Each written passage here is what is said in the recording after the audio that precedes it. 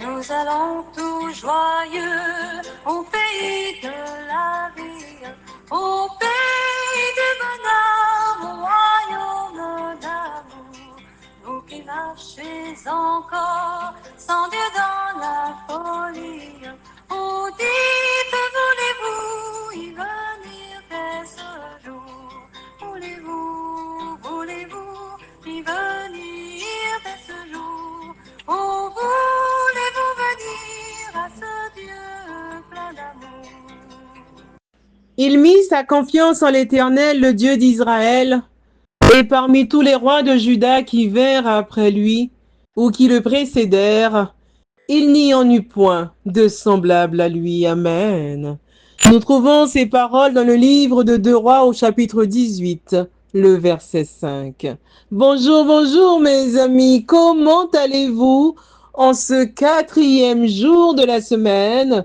J'espère que vous allez bien et que vous êtes prêts à découvrir notre histoire biblique de la semaine. Avant d'affronter les difficultés et les combats de la vie, mes amis, souvenons-nous d'Ézéchias qui mit sa confiance en l'Éternel, le Dieu d'Israël. Et parmi tous les rois de Juda qui vinrent après lui, ou qui le précédèrent, il n'y en eut point de semblable à lui. Prions le Seigneur. Notre Père qui est aux cieux, nous te disons merci pour ton amour, pour ta miséricorde envers nous, pour le sacrifice de Jésus-Christ, notre Seigneur et Sauveur. Nous voilà réveillés. Merci pour le don de la vie. Merci de nous avoir fait grâce en ce matin. Ô Père, agenouillés à tes pieds, nous te demandons pardon pour nos fautes commises envers toi. Puisses-tu nous laver, nous purifier dans le sang de l'agneau et nous aider chaque jour à refléter le caractère de Jésus-Christ, à avoir les sentiments qui étaient en lui, ô Père. Nous sommes à quelques secondes du retour de notre Seigneur et Sauveur Jésus-Christ. Nous voulons qu'une chose, lui ressembler. Puisses-tu nous y aider. Merci pour l'histoire biblique de cette semaine. Ô Père, merci pour toutes ces vérités. Aide-nous à ne pas oublier le passé, afin de nous préparer pour l'avenir. Nous te prions pour tous tes enfants, Père, qui passent par des moments difficiles. Plusieurs sont endeuillés. Ô Père, toi qui consoles, puisses-tu consoler. Puisses-tu réconforter, ô Père. Dis un mot, je t'en supplie. Dis un mot. Merci encore d'être dans nos vies. Merci pour tout ce que tu fais et tu continueras à faire. Je ne t'ai pas prié parce que je suis bonne et digne à tes yeux, mais je t'ai prié dans le précieux nom de Jésus-Christ, ton Fils, qui vit et qui demeure au siècle des siècles. Amen. Mes amis, notre histoire biblique de cette semaine a pour titre Barak, fils d'Abinoam. Notre verset à mémoriser, nous le trouvons dans le livre des Juges, au chapitre 4, le verset 8, qui nous dit ceci. Barak lui dit, si tu viens avec moi, j'irai, mais si tu ne viens pas avec moi, je n'irai pas. Nous trouvons le récit biblique dans le livre des Juges, au chapitre 4, les versets 1 à 10. Mes amis, ouvrons nos Bibles et lisons l'histoire de Barak, fils d'Abinoam. Les enfants d'Israël firent encore ce qui déplaît à l'Éternel après qu'Éhoud fut mort. Et l'Éternel les vendit entre les mains de Jabin, roi de Canaan, qui régnait à Hatzor. Le chef de son armée était Sisera et habitait à Haroshet-Goïm.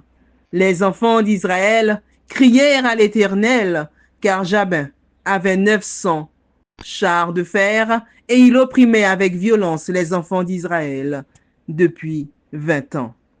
Dans ce temps-là, Déborah, prophétesse, femme de Lapidote, était juge en Israël. Elle siégeait sous le palmier de Déborah entre Rama et Bethel, dans la montagne d'Éphraïm, et les enfants d'Israël montaient vers elle pour être jugés. Elle envoya appeler Barak, fils d'Abinoam, de Kedesh Nephtali, et elle lui dit, n'est-ce pas l'ordre qu'a donné l'Éternel, le Dieu d'Israël? Va, dirige-toi sur le mont Tabor et prends avec toi 10 000 hommes des enfants de Nephtali et des enfants de Zabulon. J'attirerai vers toi au torrent de Kisson Sisera, chef de l'armée de Jabin, avec ses chars et ses troupes, et je le livrerai entre tes mains.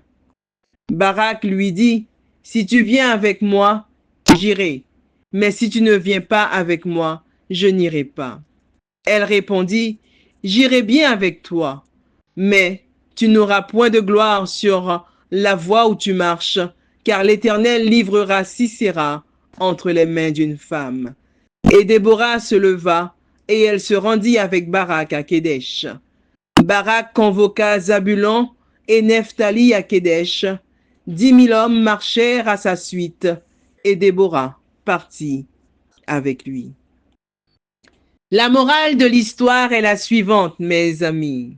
Tout simplement génial. Le commentaire de Barak semble frôler le mysticisme et dans les circonstances faire apparaître la prophétesse Déborah comme une sorte de talisman. Mais, au-delà de toute opinion, il est évident pour le roi que c'est la seule façon de s'assurer la victoire.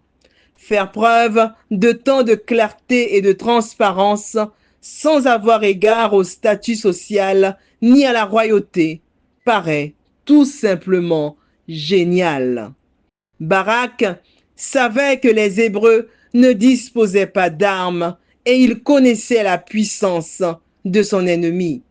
Mais pour lui, la présence de Déborah, c'est-à-dire de la messagère de Dieu, changeait la donne. Combien de fois, mes amis, empruntons-nous le chemin inverse de celui de Barak? Nous qui nous croyons les rois de nos vies, décidons, et sur tant de plans, de ce qui est le meilleur pour nous, le plus approprié, bref, ce que nous voulons faire. Hélas, j'y vais parce que je veux et dois y aller, parce que si j'y vais et que les choses se passent bien, je vais avoir fière allure sur la photo. C'est donc mieux que j'y aille seul. Hélas. Ainsi, aucun doute ne subsistera quant à l'identité du vainqueur. Et si je perds, c'est peut-être que Dieu ne m'aura pas béni. Il était tellement clair pour moi que je devais y aller. Hélas. Mes amis, jusqu'où allons-nous sans Jésus-Christ? Où allons-nous sans Jésus-Christ? Barak refusait de quitter sa tente sans avoir la certitude absolue que Déborah irait avec lui. Malheureusement, nous nous éloignons trop de la main de Dieu, hélas. Combien nos vies seraient différentes si, comme Barak, nous refusions de faire un seul pas sans d'abord avoir la certitude que Dieu nous accompagne. Amen. Gloire à Dieu. Elle serait différente, notre histoire, si tout comme Barak, nous restions fermes et disions, sans toi, Seigneur, je n'irai pas. Amen, amen. Gloire à Dieu. Oh oui, mes amis, disons-le, sans toi, Seigneur, je n'irai pas. La puissance véhiculée par ces paroles est telle qu'elle peut déplacer les montagnes. Amen.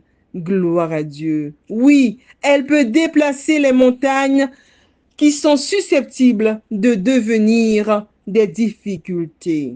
J'y vais avec toi ou je n'y vais pas. Combien de regrets nous serions-nous épargnés si nous n'avions pas connu certains endroits ou si nous n'y étions pas entrés. Le roi de l'univers doit s'incliner lorsque le plus petit d'entre nous le repousse dans un désir d'émancipation. Hélas, le pouvoir qui régit les innombrables galaxies ne peut rien devant le plus faible être humain qui ne souhaite pas avancer en sa compagnie.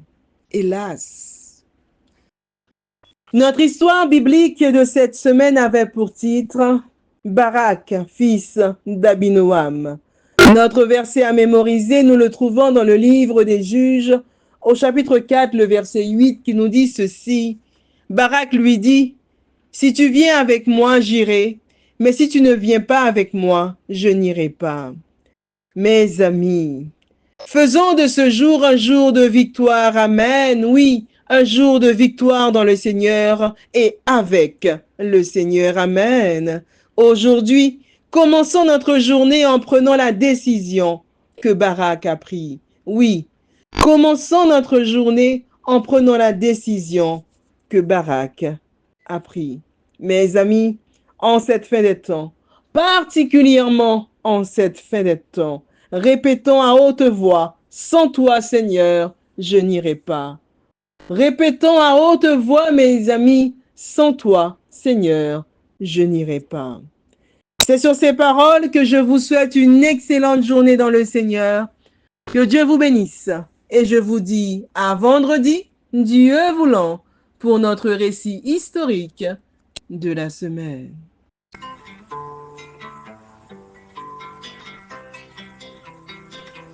Nous allons tout joyeux au pays de la vie, au pays du bonheur, au royaume d'amour. Vous qui marchez encore sans Dieu